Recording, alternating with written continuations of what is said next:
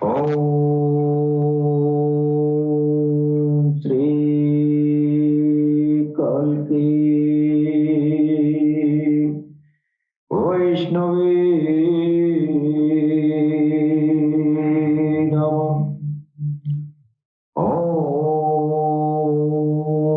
श्री कल्की वैष्णवे नमः। ओम श्री कल्की वैष्णवे नमः। तेजोसि तेजो महिधे वीर्यमसि वीर्यमहिधे पश्येम शरदा शतम्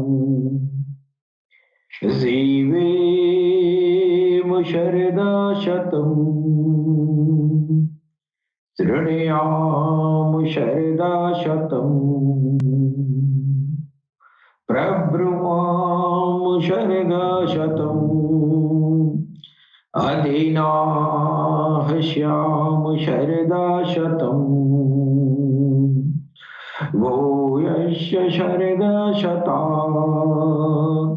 ॐ शं नो मित्रा शं वरुणः शं नो भवद्वर्यमा शं नो इन्द्रो बृहस्पतिः शं नो विष्णुरुक्रमः।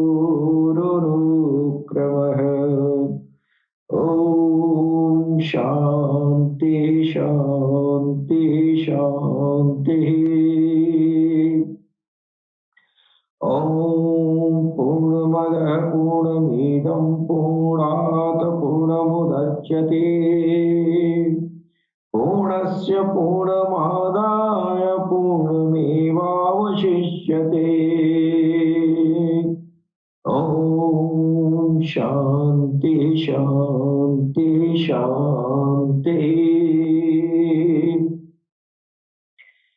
वक्रतुण्ड महाकाय सूर्यकोटि सम्प्रभ निर्विघ्नं कुरु मे देवं सर्वकार्येषु सर्वदा।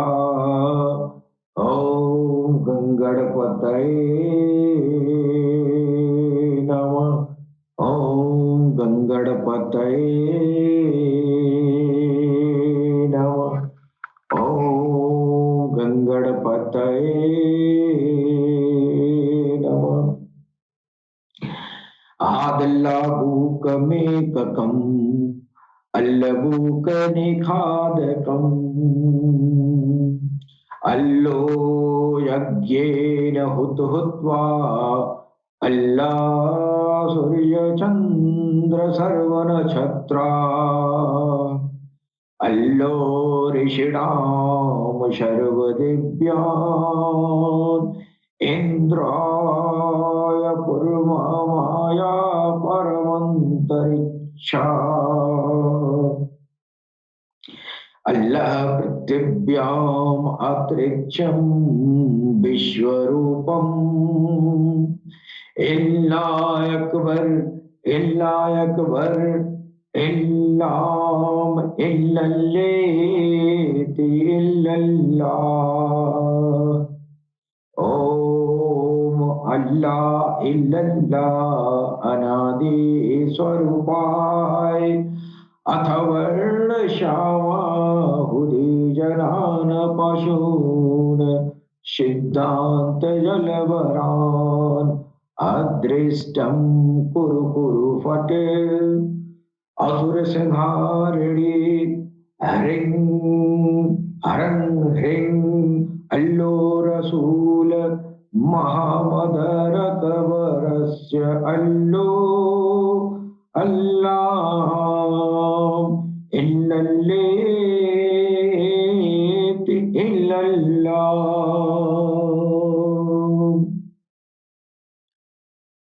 हर्षई मनावा। सबसे पहले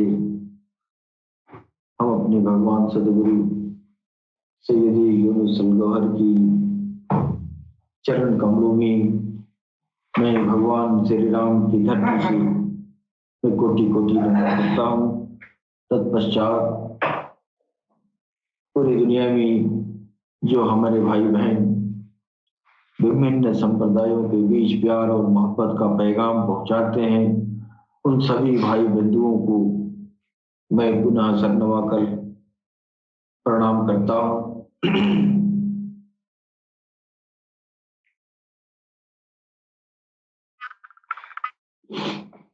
दोस्तों, ये आवाज कम करा, सब उठ के अंदर से आए।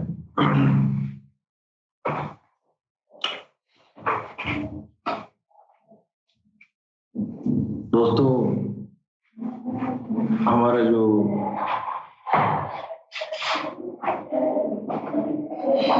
ऑल इंडिया हवर प्रोग्राम जो प्रतिदिन जो है ये प्रसारित किया जाता है, हमारा उद्देश्य और एकमात्र उद्देश्य है कि आधुनिक के दौर में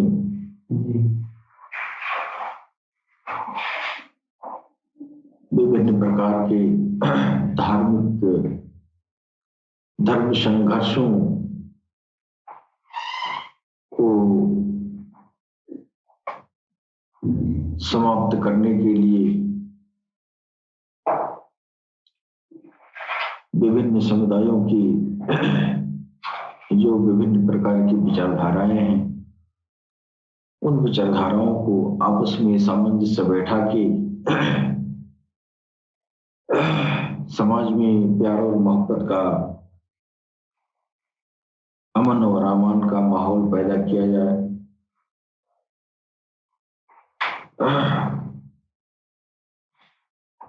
और इसके लिए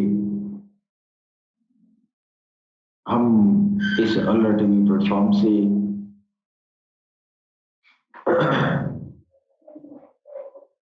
रूहानियत के जरिए, अध्यात्म के जरिए इंसानियत को, पूरी इंसानियत के जो विभिन्न प्रकार के समुदाय हैं, उन समुदायों को एक प्रेम रूपी माला में पिरोने का प्रयास करते हैं।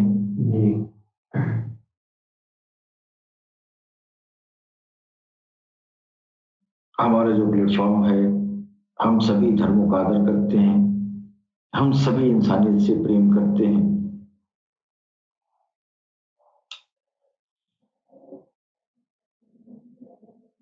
हमारा पैगाम दिलों का पैगाम है। दिलों का पैगाम दिलों तक पहुंचाना, ये मेरा लक्ष्य है।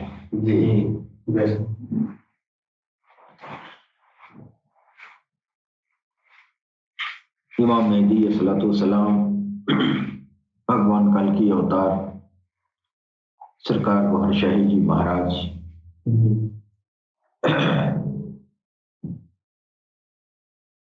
इस धरती से अदृश्य होने के पहले जिस भी समुदाय के बीच भगवान के नाम का जो सिमरन है, इसको पहुंचाने के लिए विभिन्न समुदायों के बीच जाकर सरकार गौहर शाही ने हर समुदाय की इंसानियत के दिलों को उसके रब के नाम से जगाया है। और आपका ये जो पैगाम था, वो पैगाम जब आप उसकी शुरुआत करते थे तो पहला आपका अमृत वचन यही था कि हर गांव हर मोहल्ले में कुछ दिल वाले होते हैं। इन दिल वालों को निकालना मेरा मकसद है जी। हम किसी राजनीति से या किसी जाति धर्म से मेरा कोई लेना देना नहीं है जी। बिल्कुल, ये सरकार की ये प्यारी आवाज हमको मंत्र मुक्त कर दिया जी कि सरकार गुहारशाही अपने हर खिताब में कहीं भी मंदिर में या मस्जिद में गुरुद्वारे में कहीं भी आप जो है खिताब करने जाते थे तो आपका पहला लफ्ज़ मुबारक यही था कि हर घर हर मोहल्ले हर देश में कुछ दिल वाले होते हैं, उन दिल वालों का निकालना मेरा मकसद है। सरकार फरमाया करते थे मेरा किसी सियासत का नुक्ताचीनी नहीं करना है। हम किसी सियासत का नुक्ताचीनी नहीं करते हैं, हम किसी जाति धर्म की बात नहीं करते हैं, हम सिर्फ ईश्वर के प्रेम की बात करते हैं और ईश्वर के प्रेम की तरफ सारी इंसानियत को बुलाते हैं। सरकार के अदृश्य होने के बाद फिर यही काम जो है हमारे भगवान सदगुरु सैयदी यूनुस अल गौहर के कर कमलों से पूरी दुनिया में संपादित हो रही है और वही काम हमारे गुरुदेव जी महाराज ये जो है अलम उठाए हैं ये प्यार का अलम पूरी दुनिया में दिल वालों की तलाश कर रहे हैं जी। अब दिल वाले इस धरती पर बहुत कम रह गए हैं जी। हमने सुना था किसी जब सरकार से नहीं जुड़े थे तभी मैं किसी सूफी बुजुर्ग के निस्बत में रहा और बहुत पाए के बुजुर्ग भी रहे और उनके जुबानी मुबारक से हमने 12 सुना था कि एक दौर ऐसा आएगा कि बहुत दूर दूर चिराग दिखाई देंगे। यह बात हम लोग बात समझ नहीं पा रहे थे कि ये जो है ये क्या कह रहे हैं।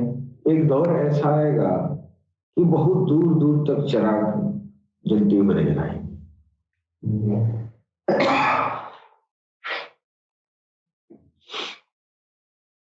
पैगंबर इस्लाम सल्लल्लाहु अलैहि वसल्लम से किसी ने पूछा 14 सदी के बारे में बताइए कि 14 सदी जब आएगी तो उस दौर में वो कैसा माहौल होगा। पैगंबर इस्लाम मोहम्मद मुस्तफा सल्लल्लाहु अलैहि वसल्लम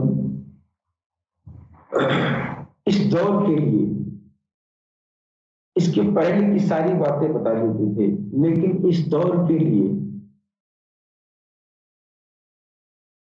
जब ये चर्चा किया जाता था तो आप जो है आपकी आंखों से अश्कबारी होनी शुरू हो जाती थी। और एक पैगंबर गुजरे इस दौर के बारे में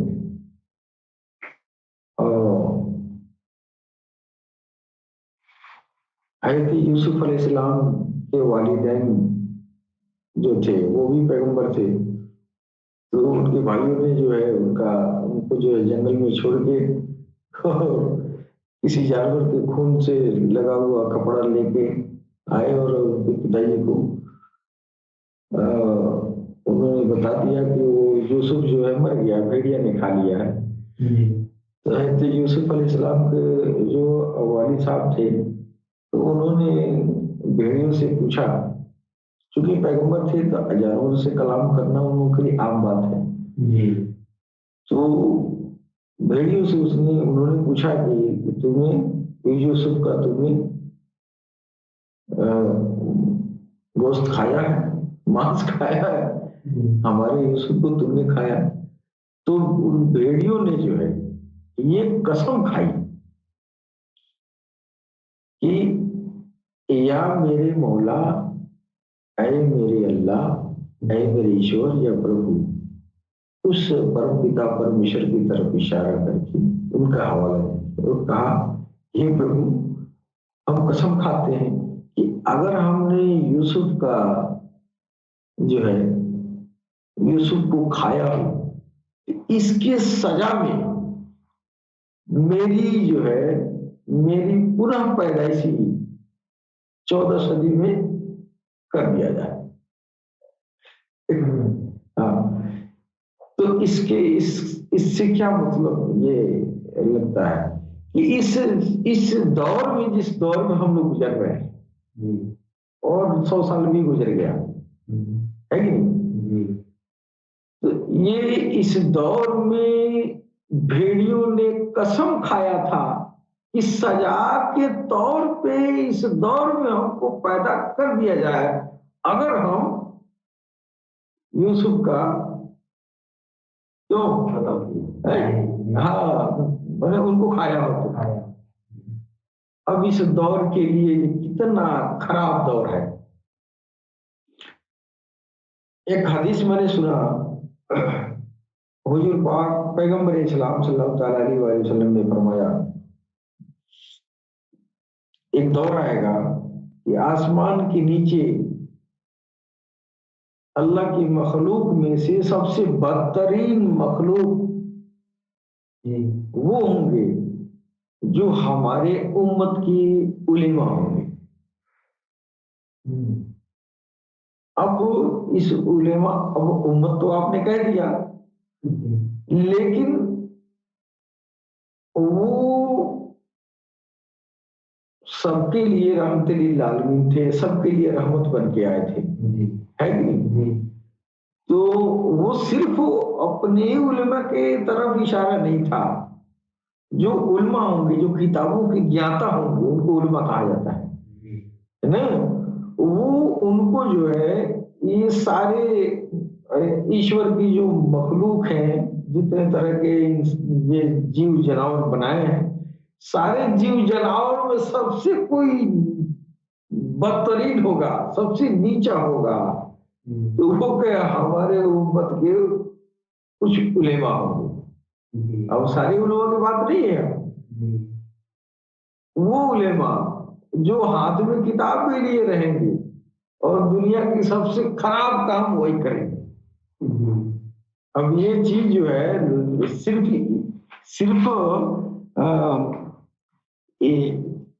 इन्हीं की तरफ ये इशारा नहीं है कि जो उल्मा जो है शर फैलाते हैं।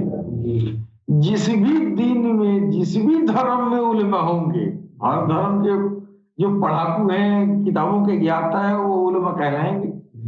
जो चीज मुसलमान भाइयों में, जो इस्लाम में उल्मा का जगह है, वही स्थान सनातन में ब्राह्मण का है ना। दोनों एक ही चीज है। वो अपने धर्म में जो स्थान उसका है, वही स्थान इसका भी अपने धर्म में है ना। तो आसमान के नीचे बदतरीन मखलूक अगर उसको कह रहे हैं, तो इसका मतलब ये हुआ कि जो भी उस तरह के उस कैटेगरी का होगा, नहीं, जिस भी धर्म के होंगे सब उसमें आ जाएंगे, है कि नहीं? क्यों? तो वो उलमाए खैर, उलमाए शर, उलमाए हक, कई तरह के उलमा होंगे। तो जाहिर है कि उन उलमाओं को तो नहीं कहा, उन्हीं उलमाओं को कहा जो शर फैलाते, जो बोलते हैं तो कत्ल गारत होती है, जो बोलते हैं तो नफरत फैलती है। लेकिन जो उलमा जो है, जिनका दिल रोशन है, अंदर बाहर दोनों दुरुस्त है, फिर वो तो क्या पूछना है, उसकी तरफ पीठ भी करना गुस्ताखी है कि नहीं? उसकी शान तो कुछ अलग ही है। लेकिन वो उलमा जिसके जुबान पर जो है किताबें हैं और दिल में शैतान है कि नहीं? दिल में वो जो है सियाह है दिल, जिसके दिल में नफरत फैला हुआ। तो जो चीज, जो जगह इस्लाम में ऐसे लोगों की है कि नहीं, और जो दुनिया में इंसानियत में फसाद ऐसे उलमाए शर के वजह से फैलता है, उसी तरह उलमाए शर जो है सनातन में भी रहे।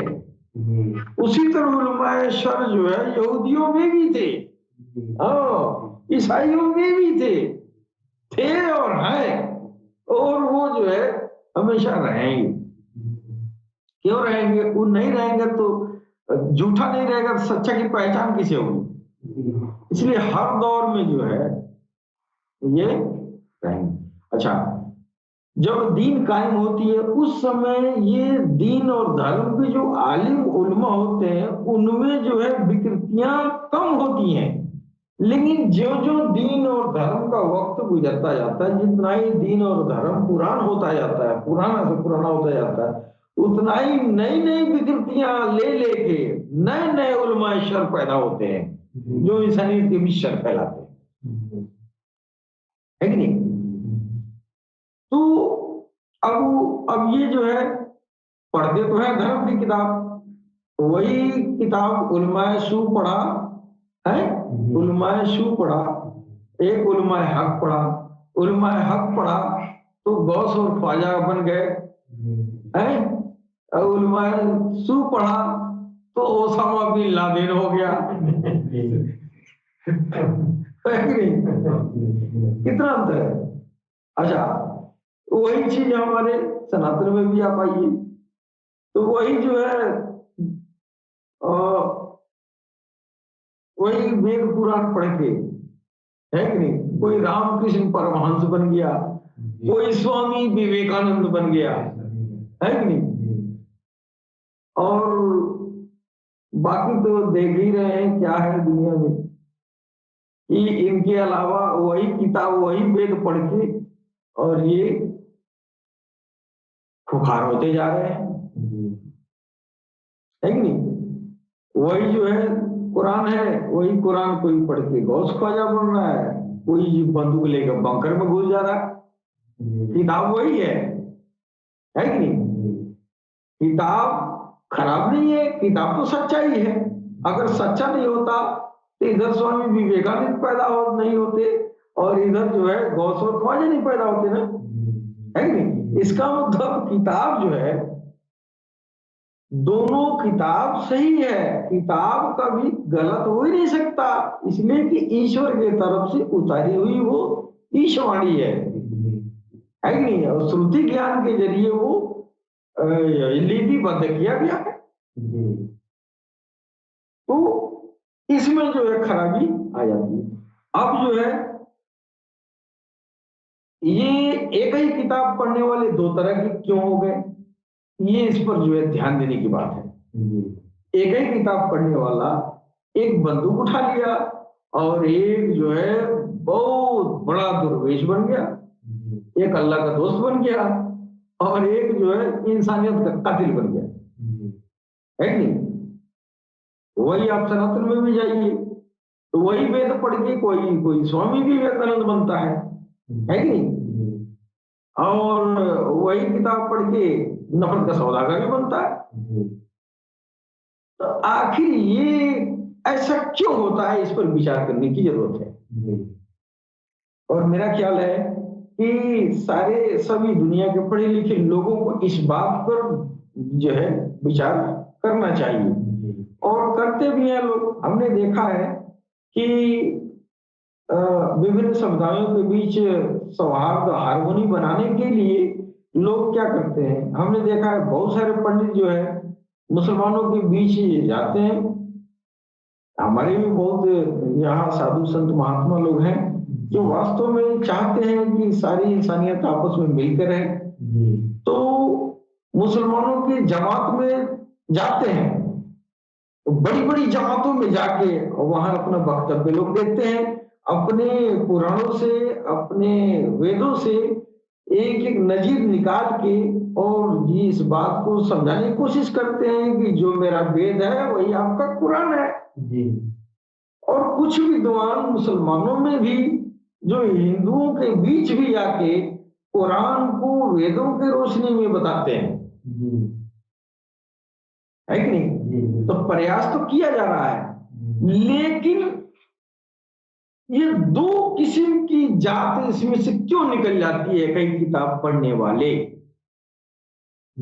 हाँ एक ही किताब पढ़ने वाले और एक ही इबारत पढ़ने वाले एक इंसान हो जाता है एक हैवान हो जाता है क्यों इस बात पर बड़े बड़े विद्वान आज तक इसका लोगों ने हल नहीं निकाला सिवा सरकार गौहरशाही के बिल्कुल सिवा सरकार गौहरशाही के आज तक इसका हल किसी ने नहीं निकाला सामंजस्य बनाने के लिए एक समुदाय दूसरे समुदाय के बीच में जाके और दो चार बातें अपनी सुना देता है लेकिन खूंटा जो होता है वो जहां का होता है वहीं रह जाता है खूंटा नहीं हटता है हाँ उधर से चले गए उधर से खा के इधर से चले आए इधर से खा के उधर चले गए और कुछ लफाजी बातें जो है हो गई कुछ लच्छेदार बातें हो गई कुछ जो है ये तालियां बजनी शुरू हो गई कुछ कमेंट आने शुरू हो गए कुछ निगेटिव आए कुछ पॉजिटिव आए बस इस तरह ही होकर रह जाता है लेकिन खूंटा न हिंदू का हटता है न मुसलमान का हटता है सारे समुदाय वाले अपने अपने खूंटा अपनी जगह पे लगाए जब सरकार गौरशाही है तो लोग सारा लोग अपना अपना खूंटा अपने मुंडे उखाड़ के रख दे रहे हैं क्यों तो लोगों को हकीकत पता चल जाता है ना जी लोगों को सही बात पता चल जाती है कि ये तो झूठे हमने खूंटा हला के रखा था ये तो बेकार है यार अगर हम किसी भी दीन धर्म में है कोई भी खूंटा पकड़ के खड़ा है ना अगर भगवान हमको नहीं चाहता है भगवान से हम भगवान का ईश्वर का अल्लाह का प्रेम हमको नहीं मिला क्या हम अल्लाह के प्रेम में नहीं गए ईश्वर के प्रेम में नहीं गए तो फिर तो हिंदू हो चाहे मुसलमान हो चाहे सिख हो ईसाई हो बस तो खूंटा ही है इसके अलावा कुछ नहीं है नहीं तो सरकार ने कहा कि सारे दीन धर्मों से बालातर ईश्वर का प्रेम है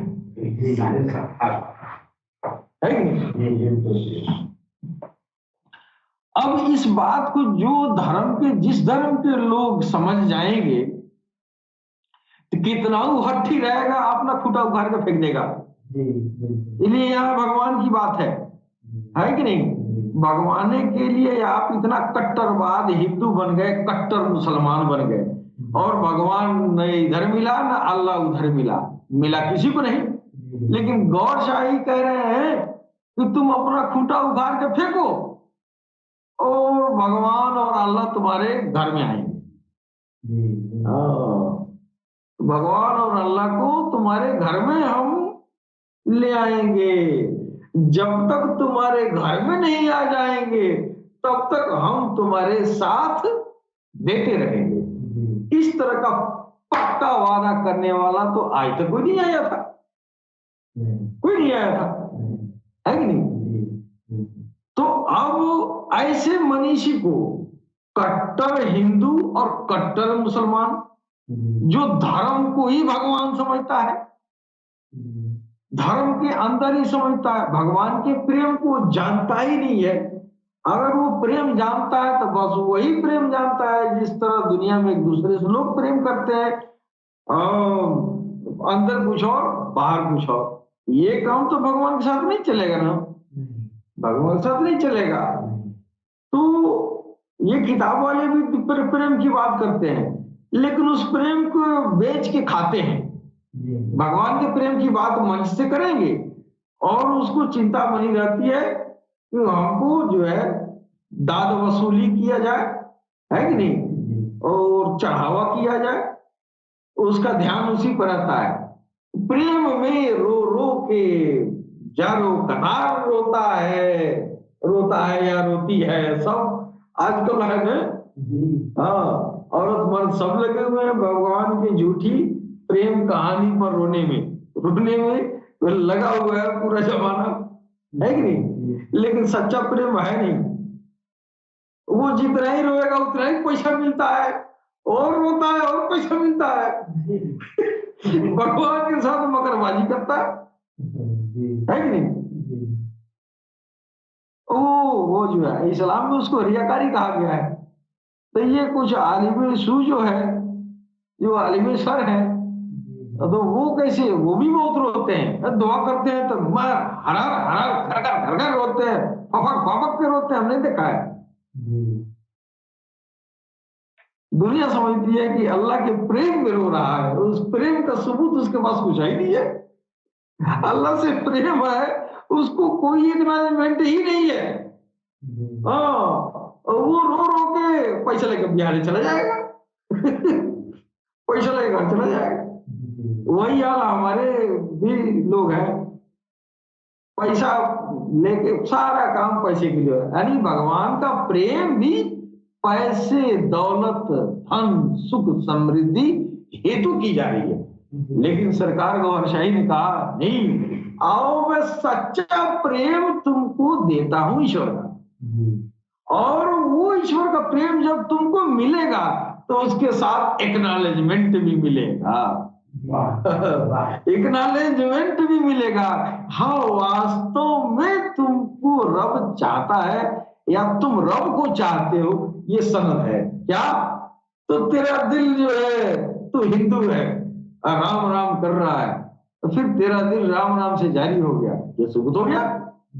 हम सोए हैं, मेरा दिल राम राम कर रहा है, ये एक्नॉलेजमेंट हुआ कि नहीं? और ये दिल बिना राम के मर्जी से धड़केगा ही नहीं, जब वो चाहेंगे फिर उनके नाम से जारी होगा। तो हमारे सनातन धर्म में तो दिल का जारी होना, हृदय का जारी होना, ये तो भूल ही गए। तो चूंकि बहुत पुराना दिन है ना, हजरत आदम सफुल्ला का ये इल्म है, ये सनातनी लोगों को मिला था कि तू अपने दिल को, पहला इल्म जब शुरू हुआ ना अध्यात्म का, तो पहला इल्म दिल का इल्म है, दिल से रब से जुड़ना है, दिल को रब के सिमरन में लगाना है, उसके संकीर्तन में लगाना है, ये सनातन का इल्म है। लेकिन सनातन इतना पुराना हो चुका कि ये जो मूल बातें थी उसको बदल के, उसको जो है बदलते अब ये जो है हरे राम हरे कृष्ण हरे राम हरे कृष्ण राम राम हरे हरे हरे राम हरे हरे, यानी ढोलक झाल साज बाज पर आ गया। और 24 घंटा या ये 72 घंटा का अखंड संकीर्तन कह के उस तालीम को, उस ज्ञान को, उस इल्म को जो भगवान शंकर ने दिया था हृदय सिमरन का, वो अखंड संकीर्तन में बदल गया। अब आज वो अखंड संकीर्तन ये हो गया, क्या हो गया? ये 24 घंटा बैठ के राम राम कह ले, सुख समृद्धि पाले, उसके बाद से मस्त रहिए, फिर अगले साल समय मिलेगा तो फिर 24 घंटा राम राम कर लेंगे, है कि नहीं? 24 घंटा किया, बंद कर दिया, अब कह रहा है अखंड संकीर्तन। ये किसने बिगाड़ा? ये वही लोग बिगाड़े हैं, किताब वाले। ये किताब वाले ही बिगाड़ के, और जो मूल रूप था उसको यहां लेके खड़ा कर दिए। यानी कोरी झूठ बोली जाती है, आपको पता नहीं है कि कितनी बड़ी झूठ बोली जा रही है। क्या? अब तो हम भगवान के नाम का अखंड संकीर्तन कर रहे हैं। अच्छा भाई, अखंड किसको कहते हैं? जो टूटे नहीं। तो 24 घंटे बाद छुपाई जा रहा है, तो अखंड क्यों कह रहा है? अखंड तब होगा जब सिमरन दिल में जाएगा। जब सिमरन दिल में गया तो तू सोता रहा, तेरा दिल राम राम बढ़ता रहेगा। यही तो सरकार को वर्षाई ने कहा है कि नहीं? अब सारी इंसानियत को उसके रब के, उसके ईश्वर के नाम से अखंड संकीर्तन किसने शुरू कराया? सरकार गौरशाही। है कि नहीं? बात बिगड़ चुकी, इसमें भी उलमाए शर पैदा हो गए, पैदा होते भी रहे, उलमाए शर भी पैदा हो गए, इधर भी उलमाए शर पैदा हो गए, इधर भी उलमाए शर पैदा हो गए। यानी शर बने खराबी पैदा करने वाला, है कि नहीं? किताब वही है, वेद वही है और कुरान वही है। मैंने वेद का, मेरे पास तो सारा वेद है, देख रहे हैं ना, वेद का कोई भी किसी भी किताब का जो है मंत्र का विशुद्ध उसका अर्थ नहीं लिखा है, विशुद्ध अर्थ। और वही हाल इधर कुरान का है कि नहीं? तो कुरान तो वही है, उसकी तर्जुमा करने वाला अपने अपने दानिस्त में अपने अपने हिसाब से अपने अनुकूल जो है कर दिया, है कि नहीं? अब हमारा वेद है, ये जो है वेदों में विभिन्न प्रकार के देवी देवताओं के नाम लिखे गए हैं और उनकी स्तुति की गई है कि नहीं? तो हर सूक्त का, हर मंत्र का देवता अलग है, उस देवता के शान में ये सूक्त श्लोक लिखे गए हैं। लेकिन उलमाए हक अगर होते तो वो कहते ये जितना भी सूर्य वरुण अग्नि जल वायु की जो पूजा की जा रही है देवता के रूप में स्वीकार किया जा रहा है, दरअसल उसी एक ईश्वर के परिप्रेक्ष्य में ये सारे नाम दिए गए हैं।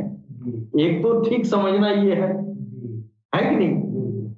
और एक जो है जब उलमाए सर इसको पढ़ेगा, ये अग्नि वरुण देव, तो वो जो है इंसान देखो ये आग भी पूजो, ये पानी भी पूजो, ये ऐसा भी पूजो, वैसा भी करो।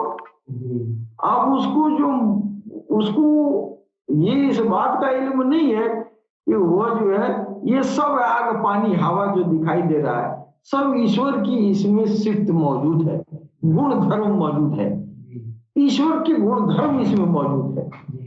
उस एक ईश्वर का है, वो एक ही है कि नहीं? और उसकी सिफ्त इसमें मौजूद है। तुम सिफ्त पूजो ये नहीं कहता है, तू आग पूजो पानी पूजो, अंदर की बात नहीं बताता है। दूर से देखने वाला कहेगा कि ये तो अल्लाह के सिवा दूसरे को पूजा करने के लिए कहता है, ये नाहक है कि नहीं? अब वो नाहक, वो अगला नाहक करार दे दिया। नाहक इसलिए कहा कि उसको तो दिखाई दे रहा है कि भाई आग पूज रहा है ना, वो आग की सिफ्त नहीं जानता है, ना वो जानता है ना ये जानता है। ये सिफ्त कहां से आया है, ये गुणधर्म कहां से आए हैं, वो इसी ईश्वर में से आए हैं। तो इस आग की पूजा हम उसी ईश्वर के परिप्रेक्ष्य में करें, ये उलमाए हक कहेगा। और जो उलमाए सू होगा वो कहेगा नहीं आग अलग देवता है, वो तुमको जो है वो तुम्हारा जो है ये सुख समृद्धि बढ़ाएगा, है ये हवा अलग पूजो वो अलग देवता है, वो तुमको जो है निरोग रखेगा, है इस तरह पाठ पढ़ा देता है। अब तसव्वुर सुनने वाले को अलग अलग बन गया, अलग अलग स्वरूप बन गया, अलग अलग स्वरूप बन गया, लेकिन वो ये नहीं जानता है कि इस अलग अलग स्वरूप के पीछे एक ही शक्ति है, वो ईश्वर। अगला नहीं मानेगा, सब फैलेगा, कहेगा हम एक अल्लाह पूजते हैं, ये आपको पूजते हैं सब। बात सिर्फ समझने में, झगड़ा सिर्फ समझने से होता है कि नहीं? आप उल्टा समझ गए, झगड़ा हो गया। लेकिन उसी में जो ऋषि महर्षि इस बात को जानता है, जो उलमाए हक है, वो कहता है नहीं हवा क्यों पूज रहे हैं, दरअसल हवा ईश्वर की एक गुण है, हाँ उसका एक सिफ्त है, उसकी सिफ्त मौजूद है, इसलिए हमारे जीवन के लिए महत्व रखता है कि नहीं? मैं उस ईश्वर की सिफ्त को पूज रहा हूं, दरअसल मैं उसी ईश्वर को पूज रहा हूं ना, मेरा दूसरा ईश्वर नहीं है, वो ईश्वर है जो हवा में आया है कि नहीं? उलमाए हक समझ आए, लेकिन उलमाए सू इसका क्या करेंगे?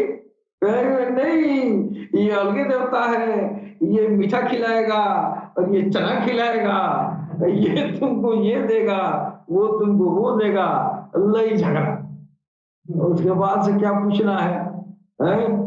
और हवा को कोई कुछ कह दिया तो कहेगा मेरी जो है भावनाओं को ठेस हो गया। अब लय झगड़ा, भावनाओं हाथ होती रहती है, लड़ाई होती रहती है कि नहीं? तो सरकार गौरशाही जो है ये सारा लफड़ा खत्म कर दिया। ये तुम लोग जो है बेवजह के लफड़ा में पड़ते हो। जो हिंदू आग की पूजा करता है, चांद सूरज की पूजा करता है, चाहे हवा पानी का करता है, पवन देव का करता है, वरुण देव का करता है, सबके पीछे उसी ईश्वर का एक जो है जलवा है। अब सरकार ने बताया है वेदों में तो तमाम सारे देवताओं के नाम लिखे गए हैं, बहुत सारे देवताओं के नाम लिखे गए हैं। वो देवता का नाम इसलिए लिखा गया है कि दरअसल उसी रूप में ईश्वर की जलवा नजर आया, तो इन ऋषियों ने लिख दिया उसका नाम, है कि नहीं?